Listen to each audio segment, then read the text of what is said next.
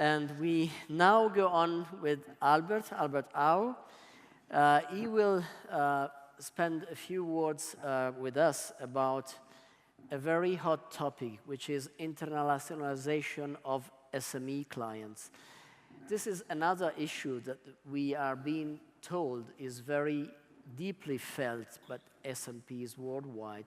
As their SME clients become more globalized, more international, how can SMP practice follow them and grow with them and extend to them the services that they need when they go international? Albert, please, what is your view on this? Thank you, Giancarlo. Well, before I'm waiting for my slide to come on, but I'm going to do a very quick poll here. For all of you sitting out here who are SMP, can I see a show of hands? I presume many of you are here because you were interested to find out, a lot about the challenges and problems you face every day. How many of you also have clients that in the last 12 months come to tell you that I'm going overseas and I need you to provide me with services abroad? Can I again have a show of hands? That's quite. Thank you, Wasim. You too. Let me just start it off by saying that I'm also an SMP. Nearly started off as a very, very small, and today, a medium-sized firm, which is ranked number 5 in Hong Kong. We have close to 1,000. SMP coming. For that reason, you also serve SMEs of various shapes and form. And we talk about the internationalization of SME, and I think that also leads to the very important question is, as an SMP, as a CPA firm servicing these clients, what are we going to do when a client comes to ask you, what can you do for me? Because I'm going abroad, I'm going to the United States, or I'm going to Europe to invest. But let's just step back a little bit and ask ourselves exactly what motivates as an SME to go overseas. There are a number of internal and what we call external factors. Internally, obviously, when an SME is getting to the point of being reasonably large and successful, they're also looking for perhaps growth opportunities overseas. They're also looking at, towards enhancing their financial performance. They want to share their knowledge, and also by going abroad, that also would enhance their knowledge of domestic and the foreign markets. To gain market share, perhaps, to achieve economy of scale, economy of scope of their services. I think all these play a very important part on why an SME wants to go overseas, want to internationalize. And of course, they are aided by IT, by communication, transportation. We also have these supply chain links that are quite readily available, so they don't have to build their own warehouse abroad. They don't have to do, a lot of these are actually provided by others. So I think, the trend of internalization is increasing and at a very rapid pace. So as an SMP, we need to follow that. We need to respond to our clients for their, in the pursuit of their international market.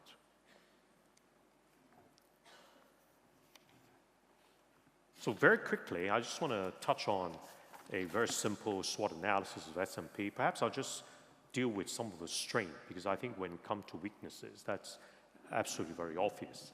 I think many of SMP are lacking in resources, whether we're talking about financial resources or human resources, or both. But let's just stay on the strength a little bit, because a lot of times, as an SMP, we underestimated our strength in servicing our clients. We like to talk about SMP being close to clients. We have a term that says proximity to clients. It means that by being close to the client, you are devoting more of the partner's time. You know, you're spending more time yourself with your clients. And I think that is a very good advantage that would differentiate us from, let's say, one of the big firms. Because by being close to your clients, you will be able to develop client-specific. With that, you'll be able to provide what you consider as quality and cost-effective. In my line of work, and very seldom do I worry about fee pressure. You know, in audits, yes. But once you move away from the very typical, assurance service, then you're dealing with how you would provide tailor-made services to your clients. And being close to your clients is absolutely essential. And I find that when you're dealing with international businesses, there's a lot of hand-holding. You've got to lead your client overseas. Now, I don't mean to say that you actually take him overseas or actually go and set up an office overseas. There are ways and means to do that. But what I do mean is that proximity, that trust that you establish with your client actually will help you help your client better and be able to provide better solutions. And of course, being a smaller firm, we're versatile in responding to ever-changing environment, whether it's the legal environment or regulatory environment. So I think that's something which I think is very important, is the three elements. We've got to have the trust of our clients, good working relationship with them, and also, very important, you've got to try to understand what your client needs are when they go abroad. Because after all, we are in the knowledge business. We are a people organization. So what we do need to do is to develop our knowledge. And areas which we'll get into later are areas of tax, for example. Taxation would be absolutely an important issue that a client going overseas is going to face with. They don't have foreign connections, so perhaps you'll be able to establish for them connections, whether it is in banking, financial leads, or regulations, whether you could put them in touch with the relevant regulatory authorities. So these are some of the things which, as a CPA, as an SMP, you've got to build on your knowledge. These are some very important elements. What are the challenges? I talk about resources. I think human resource is absolutely key, because without that, we can't develop knowledge, because we are selling knowledge. So we need to develop our people. And developing our people really, I look at it as twofold. You look at the expertise side and the experience side. Expertise, you're talking about training, you're talking about educating your people internally, whether it's through CPD program or your in-house training situation. Then you talk about experience. That's when you talk about hiring and retaining the necessary, top quality people, managers, promoting them to become partners and so forth. So again, you talk about the retention and development of your people. So those are some of the things which I like to share with the audience. Thank you. Thank you, Albert. Thank you very much.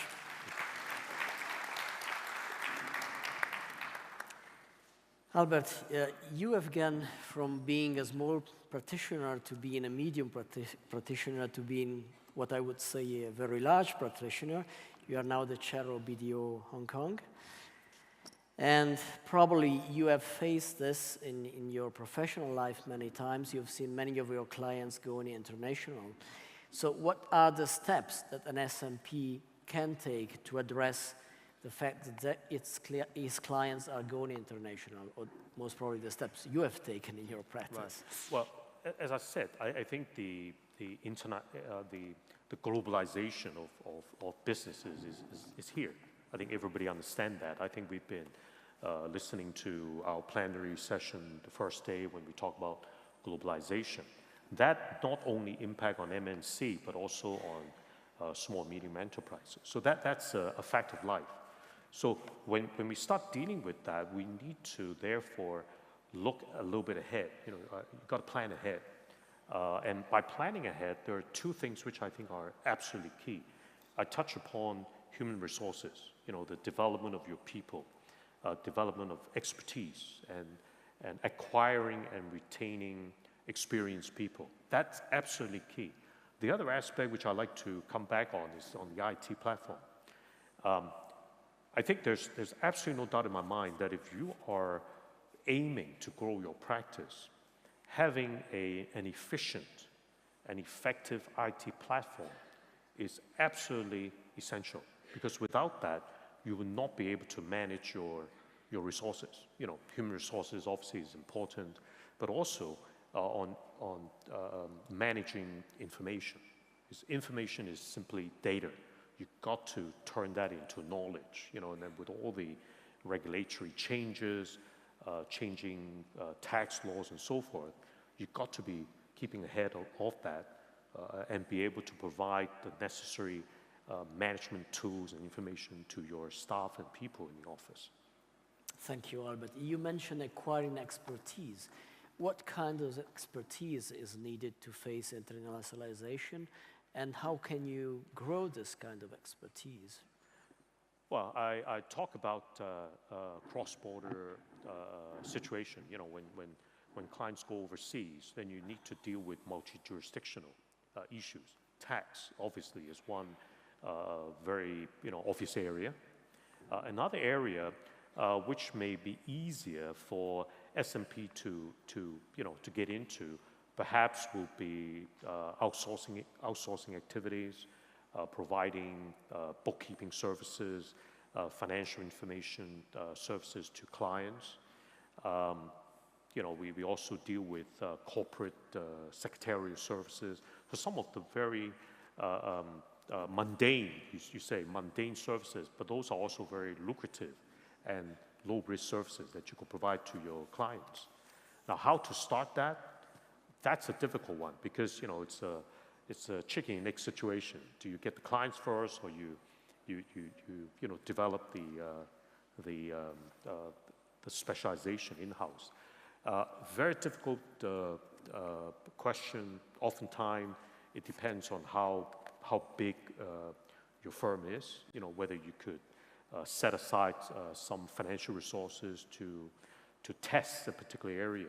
So, in our situation, once you get into a size of a reasonable size, then you'll be able to invest in the technology, invest in the people, identify the area that you want to get into. But chances are it may not be successful. So you have to prepare to fail, and accept failure.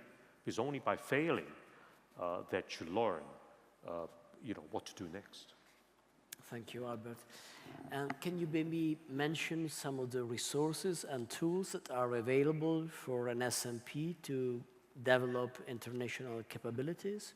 Well, IFAC has, you introduced the Global Gateway platform. That was a very good source.